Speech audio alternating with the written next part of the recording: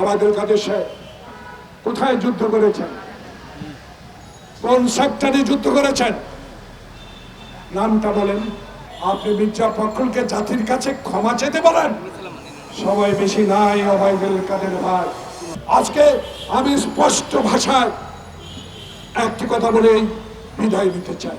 ওবায়দুল কাদের সাহেব কোথায় যুদ্ধ করেছেন, কোন সেক্টরে যুদ্ধ করেছেন, নামটা বলেন।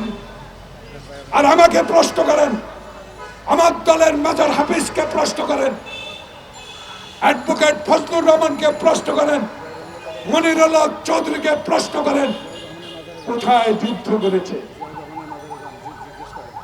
আজকে যদি বলতে পারেন আপনার সমালোচনা করে দিতে পারবো, আপনি বড় দলের সাধারণ সম্পাদক, কিন্তু কথাবার্তাটা বড় দলের সাধারণ সম্পাদকের মতোই বলা উচিত।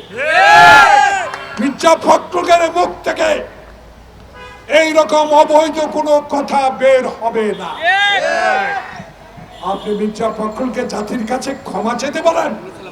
সময় বেশি নাই ওবায়দুল কাদের ভাই। একটা গান শুনেছি, তলে তলে আপনার ব্যথা, এখন আপনার দলের মধ্যেই ব্যথা শুরু হয়েছে। এই ব্যথা নিরসন করবে বাংলাদেশ জাতীয়তাবাদী দল।